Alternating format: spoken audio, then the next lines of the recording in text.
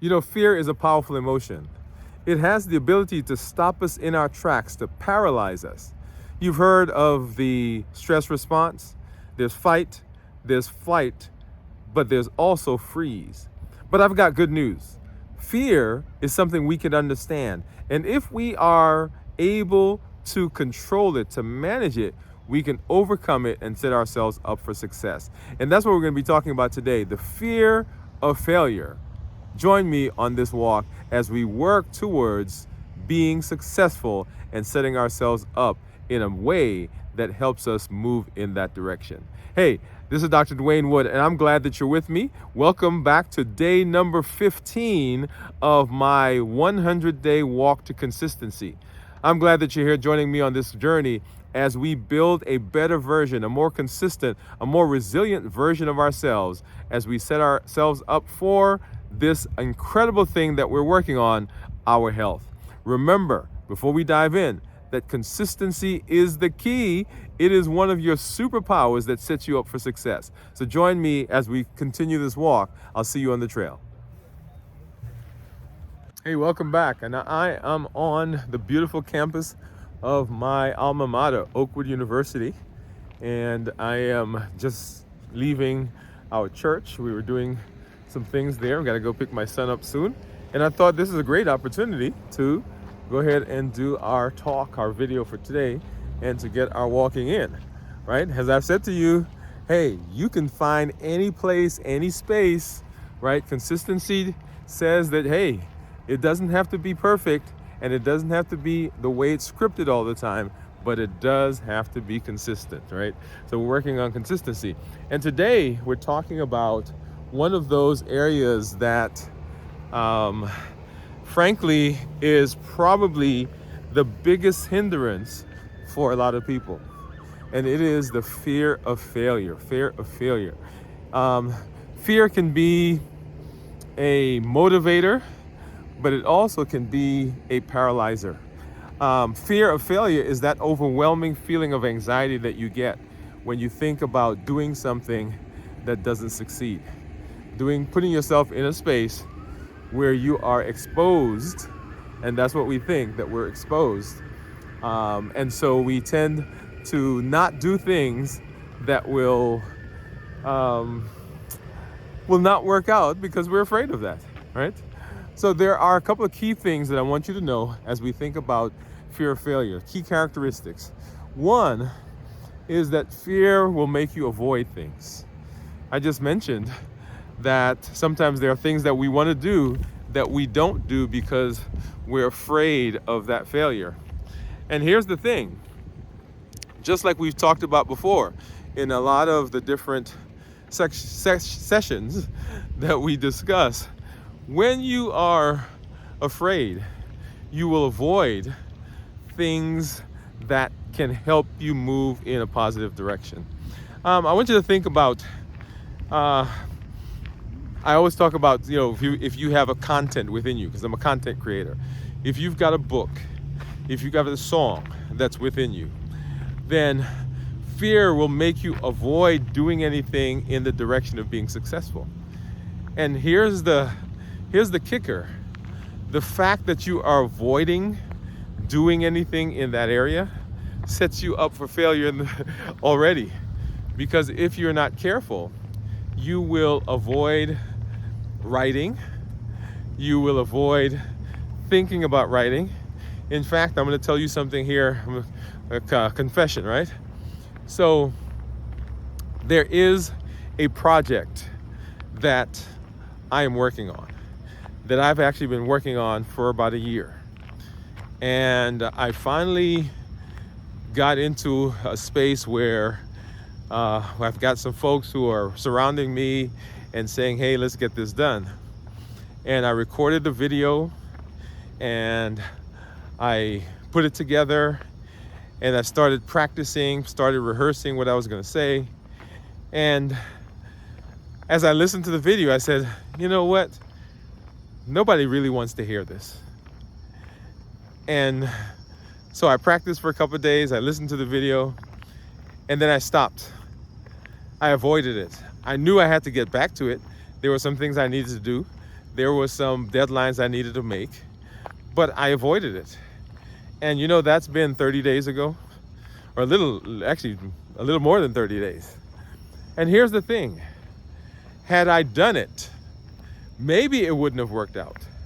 Had I done it, maybe it wouldn't have turned out the way I wanted, but I would have had data. I would have had some information that says, okay, try it this way, try something new.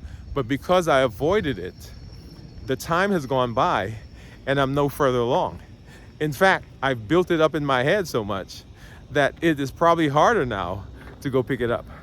So fear will make you avoid. Fear will make you avoid. Fear will make you procrastinate, right? So because there is this difficulty, there is this task that you don't want to do, there's this task that you find that you think is difficult, then you're procrastinating. So it's not that you can't do it, is that because it is full of, or has filled you full of fear, then you're like, oh, I'll get to that. And here's the interesting thing about that. The more we procrastinate, the tighter the deadline becomes. The tighter the deadline becomes, the more anxious we become, because we got to get it done now. And because we've procrastinated, because the deadline is so tight, because we're so anxious, we're more likely to not put our best work forward. And so we are already setting ourselves up for failure because we procrastinated. See, that is a self-fulfilling prophecy, self-fulfilling thought, because we are afraid, we procrastinate, and the procrastinated itself sets us up for failure. And then the other thing that I want you to know about fear is that fear will make you shoot for perfection. And we talked a little bit about perfectionism before. So fear, because you're afraid, you want everything to be perfect. It has to be just so. It has to fall right in line. And if it doesn't fall in line, then I can't do it. But that's just failure that's talking. Fear of failure is saying to you, hey, we're not going to do this. We're going to we're going to just hold off, right? So procrastination, avoidance, and then perfectionism. So how is fear of failure? How does fear of failure sabotage us? Well, number one, it stops you from taking action, right? Same idea behind the avoidance. There are small actions that we talk about, and we talked about the compounding effect. So the big goal, the big thing that you want to do is probably a lofty, it seems like a hefty lift, but each step on the way is actually pretty small.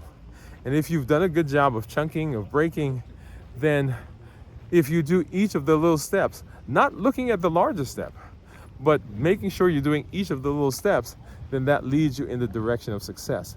But because of fear, we don't take those actions. Thomas Edison is proposed to have tried 1,000 ways before he got the light bulb. 1,000. And someone interviewing him, let this truck go by, someone interviewing him may have commented about the 1,000 ways that he failed. And he said, I didn't fail 1,000 ways.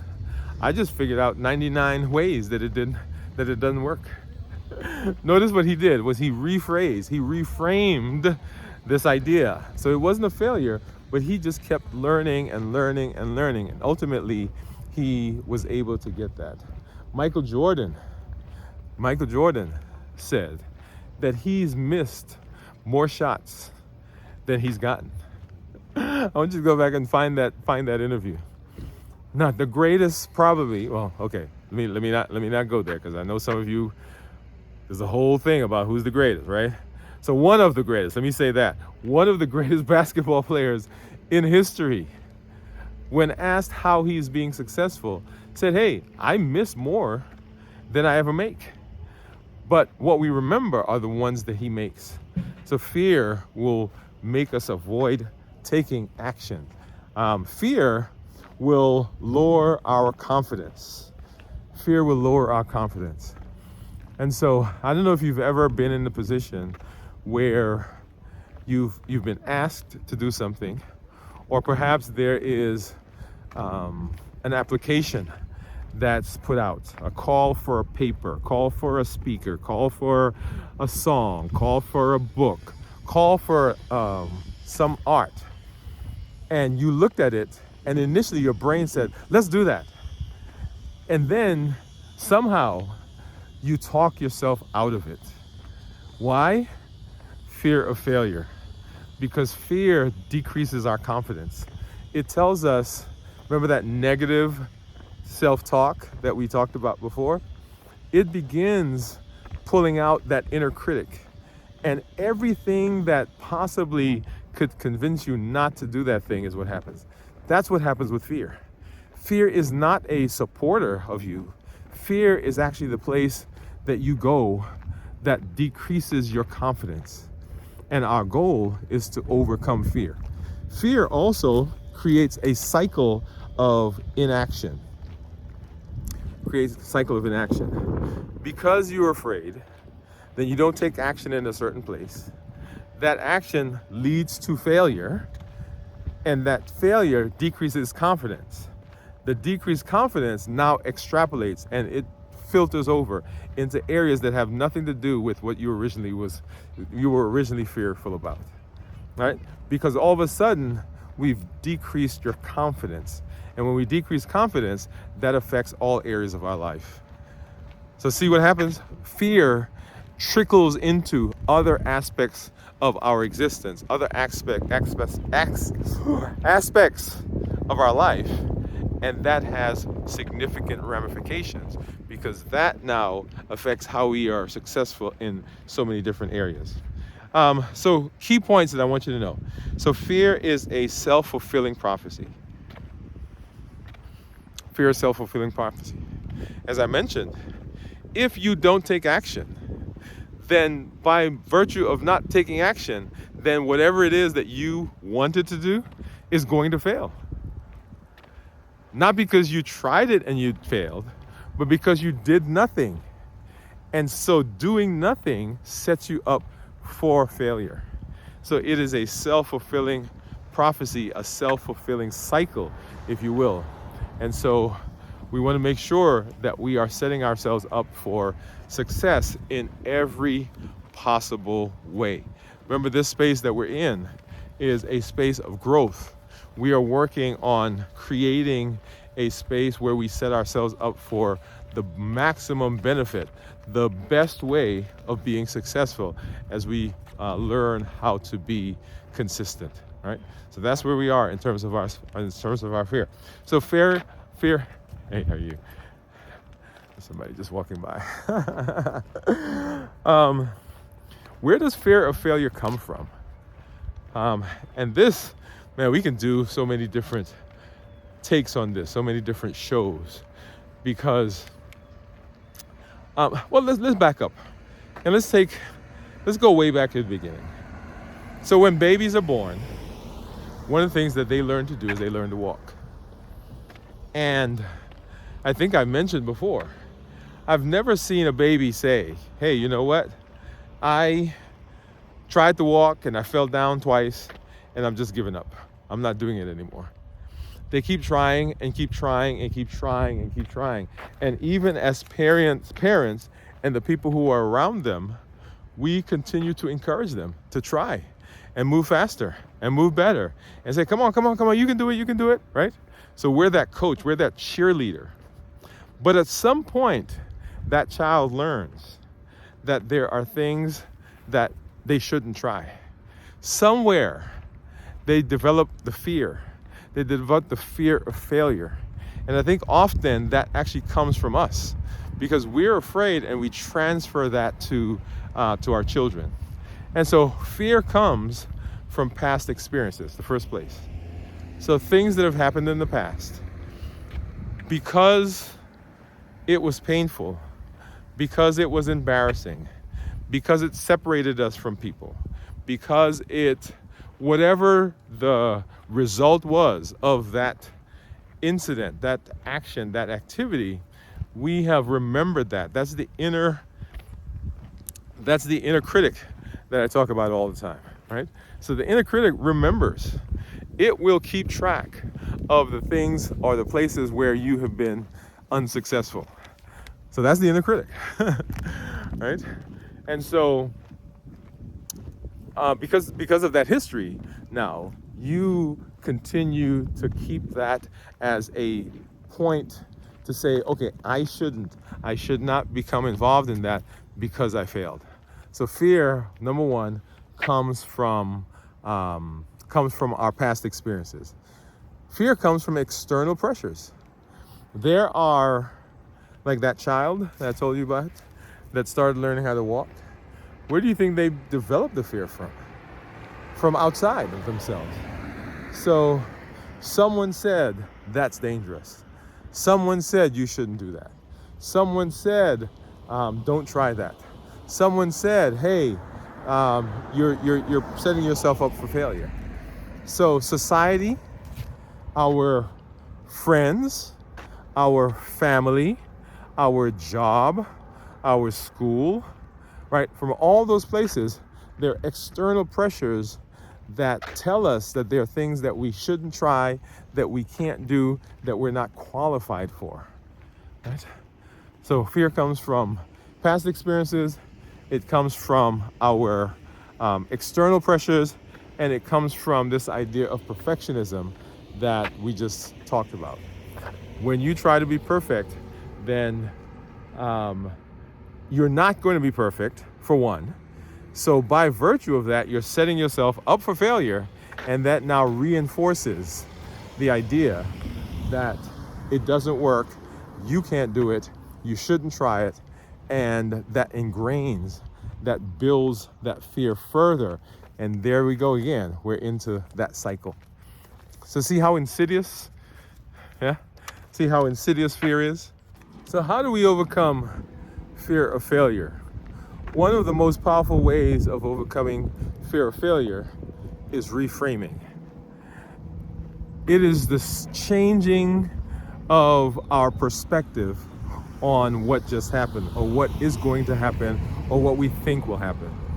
So I mentioned Thomas Edison. So that was actually reframing. He said, I didn't fail 1,000 times, but I learned 1,000 ways that this didn't work. And after 1,000, he was able to successfully complete his task and to reach the goal that he wanted. So reframing your thoughts, reframing your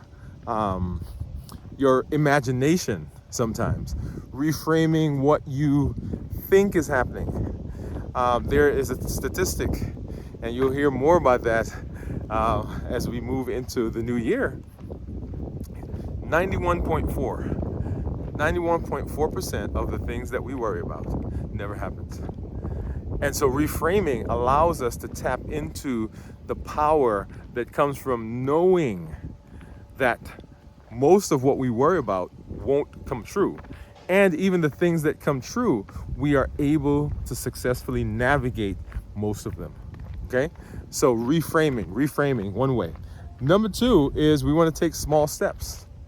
Remember, when we look at a goal, sometimes we spend time looking at the entire goal.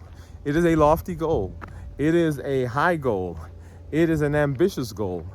But the goal itself, the entire thing, is not necessarily achievable right now. And so we want to break it up into smaller steps, smaller, more manageable steps.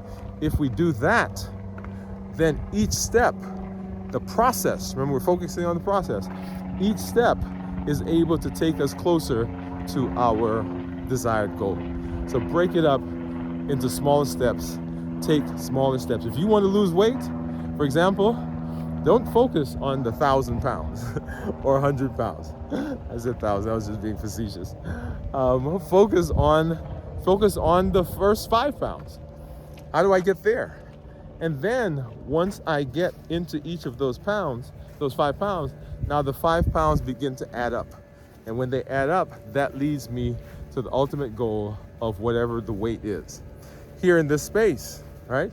100 days, 100-day walk to consistency. Don't think about the 100th day. Think about the first week. Think about the first day. Think about the first walk, right? So as you do that, then you are setting yourself up for success, because each of those, remember, each of the smaller steps is manageable, right? Next, you want to challenge negative self-talk.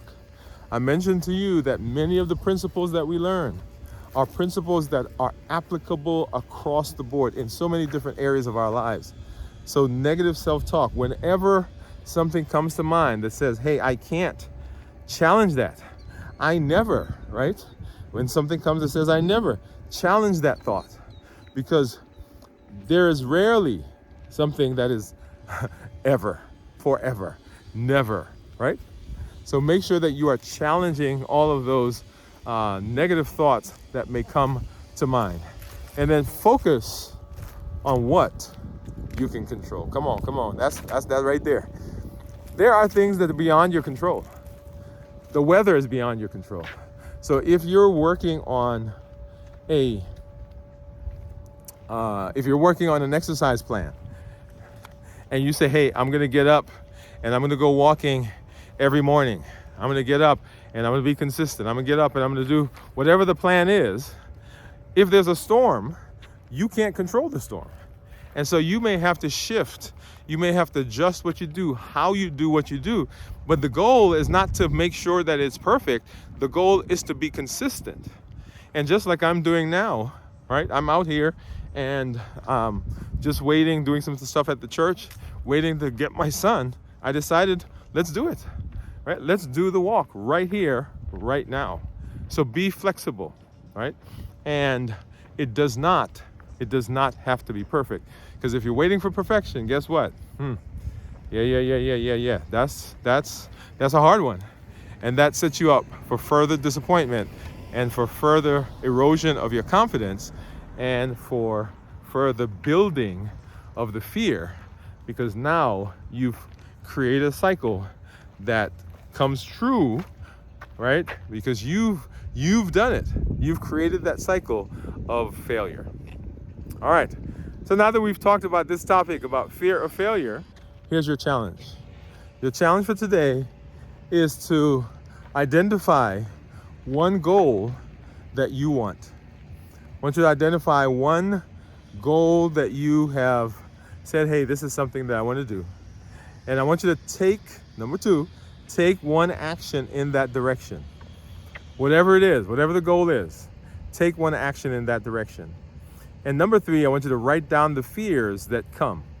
The fears that come to your mind, the fears that you begin to think as you are anticipating or moving into that goal. So find a goal, take an action in that direction, and then write down any fears that come up as a result of that, okay? Remember, progress is what we're shooting for. We're not shooting for perfection. In addition to the challenge, I want to give you a thought. Don't just let these discussions, don't just let these activities go by. Don't just listen. I want you to engage. Remember, you are putting into practice, you are learning, you are developing the skills in each of these areas. When you finish with the workbook, you would have created a manual for your success that you can now extrapolate to almost any area in your life. Extrapolate the principle. I shouldn't say almost any area. You can extrapolate to any area in your life. Okay?